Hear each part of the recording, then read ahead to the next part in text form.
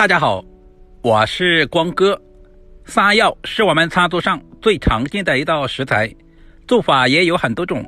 今天分享一道不一样的新吃法。首先准备2根铁棍山药，用削皮刀去掉外皮。处理山药的时候，我们最好戴上一次性手套，尽量的防止山药和皮肤接触，这样可以防止皮肤过敏。全部处理干净，我们再切成小段。这里我们也不需要切太短，大约在2到3公分左右，但是我们尽量的切均匀一些，这样方便成熟也方便入味。山药的营养十分的丰富，表面含有一层粘液蛋白，经常食用对身体非常的有益。把所有的山药全部处理成视频中这样就可以了。切好以后放在提前准备好的碗中备用。接下来我们往山药里面加入1大勺的白醋，然后再加入1大勺的食盐，接着加入没过山药的清水。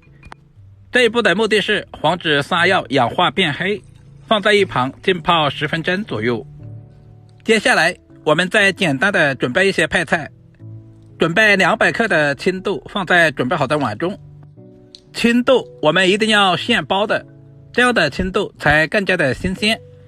接下来我们再准备一个小碗，调个糖醋汁，往碗中加入1大勺的番茄酱汁，然后再加入1大勺的白糖，接着我们再加入少量的食盐。接下来我们再加入1大勺的陈醋，没有陈醋的也可以用白醋。接着我们准备1小碗的清水，然后用勺子充分的搅拌均匀。一道万能的糖醋汁就这样调制好了，可以用来做糖醋排骨或者是糖醋鱼，也非常的美味。大家也可以收藏起来。时间差不多了，现在的山药也已经完全的浸泡好了，加入了食盐和白醋，山药一点都没有氧化变黑。像视频中这样把所有的山药控水捞出，放在提前准备好的盘中备用。接下来准备一锅开水，把准备好的山药放在锅中，我们要提前把山药煮一下，往里面加入1大勺的食盐，搅拌化开。这一步的目的是提前给山药入下底味。我们煮制的时间可以稍微的长一些，大约煮制3分钟左右。我们要把山药煮熟，煮制成视频中这样就差不多了。接下来用漏勺把所有的山药全部控水捞出，放在提前准备好的凉水中充分过凉。稍微的翻动一下，使山药快速的过凉。另起锅，加入少量的食盐。接下来我们就把准备好的青豆也倒在锅中，我们要提前把青豆煮熟。这里我们煮制的时间也不需要太长，水开以后大约在1分钟左右就可以了，因为青豆比较鲜嫩，比较容易熟。煮制成视频中这样控水捞出，同样放在准备好的凉水中充分过凉备用。现在的山药也已经完全的凉透了，我们再次用漏勺控干水分捞出来，再次放回准备好的大碗中。接着往碗中加入2大勺的玉米淀粉或者是土豆淀粉。100克山药大约加入50克左右的淀粉就差不多了，然后用我吃饭的筷子充分的翻拌一下。这里我们要多翻拌一会儿，充分的翻拌均匀，使所有山药的表面都能够裹上薄薄的一层淀粉。接下来把裹好淀粉的山药倒在漏勺里面，我们要用漏勺把多余的淀粉全部筛选出来，这样我们在油炸的时候就不会把油弄脏。下面我们开始操作，起锅加入多一点的菜籽油，油温烧至180度左右，也就是把筷子放在油锅里面冒密集小泡泡的时候，我们把准备好的山药倒在锅中。倒山药的时候我们要分散一点的下入，这样就不容易粘连在一起。用筷子稍微的翻动一下，这样可以使杀药受液更均匀，同时把粘连在一起的拍开来。我们炸制的时间也不需要太长，大约炸制1分钟左右。把所有的杀药炸至定型以后，我们就全部捞出来。我们一定要分2次炸。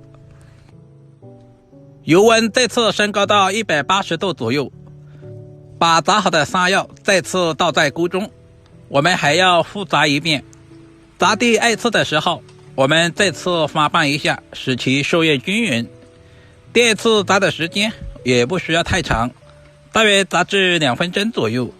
充分的把杀药炸熟，把表面炸至金黄，炸制成视频中这样就差不多了。其实现在的杀药也是可以开始吃了，大家听一下响声，嘎嘣脆。为了更加的有味道，我们还要加工一下，把炸好的杀药放在准备好的盘中备用。另起锅，把调好的糖醋汁倒在锅中，开小火慢慢的翻炒，充分的把所有的糖醋汁熬至融化。亲爱的朋友们，视频都看到这里了，借您花菜的小手点个赞再走呗。您的每一个点赞留言都是我前进最大的动力，非常感谢您一直以来的支持与鼓励。把糖醋汁熬制成视频中这样，接下来把炸好的沙药和青豆全部倒在锅中，充分的翻炒均匀，使所有的沙药表面和青豆的表面都能够裹上糖醋汁。大约翻炒10秒左右，充分的翻炒均匀，炒制成视频中这样就可以出锅了。一道营养又美味的糖醋沙药就这样做好了，是不是非常的简单？如果你也喜欢，就赶紧收藏起来试试吧。这样做出来的沙药酸爽开胃，家中的大小朋友都非常的喜欢吃，主要是操作还十分的简单，厨房小白都能够轻松的掌握。